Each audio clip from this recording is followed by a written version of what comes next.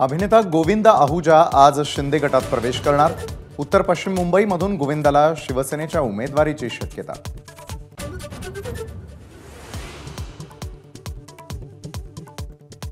संजय राऊतांनी पाठीत खंजीर खुपसला। प्रकाश आंबेडकर यांचा राऊतांवर गंभीर आरोप।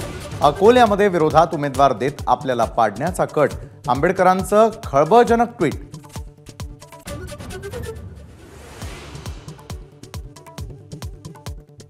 शिंदेंच्या 13 पैकी 11 खासदारांना पुन्हा संधी मिळणार। मुख्यमंत्र्यांचं खासदारांच्या बैठकीत आश्वासन। आज काही उमेदवारांची यादी जाहीर होण्याची शक्यता।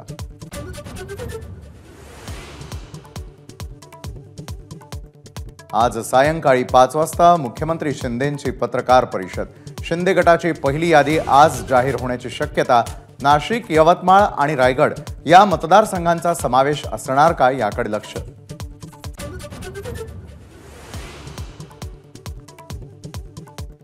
ठाणे लोकसभेची जागा भाजपला मिळावी यासाठी देवेंद्र फडणवीस कमालीचे आग्रही। मात्र बालेकिल्ला असल्याने ठाण्याची जागा आम्हालाच मिळावी, एकनाथ शिंदेंची भूमिका।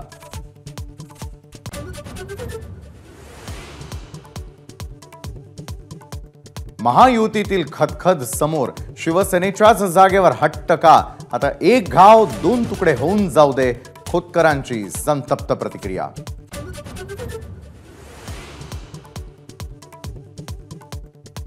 सांगलीचे काँग्रेस नेते विशाल पाटलांचं सूचक ट्विट। शायरीच्या माध्यमातून लोकसभेच्या आखाड्यामध्ये उतरण्याचे संकेत।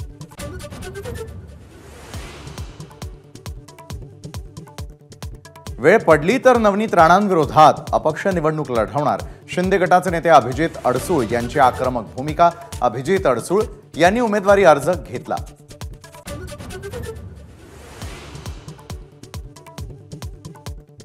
शिंदे गटाचे बुलडाण्याचे आमदार संजय गायकवाड यांचं उघड बंड। लोकसभा निवडणुकीचा अर्ज भरल्यामुळे संभ्रम।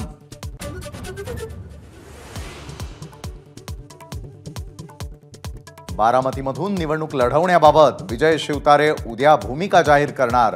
काल रात्री घेतली शिंदे, फडणवीस आणि अजित पवारांची भेट।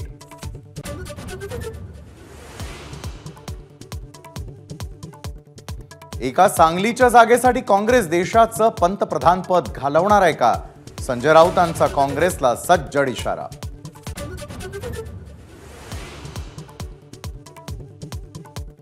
रामटेकमध्ये काँग्रेसला मोठा धक्का। लोकसभेच्या उमेदवार रश्मी बर्वे यांचं जात वैधता प्रमाणपत्र रद्द। तातडीनं दिलासा देण्यास नागपूर सत्र न्यायालयाचा नकार।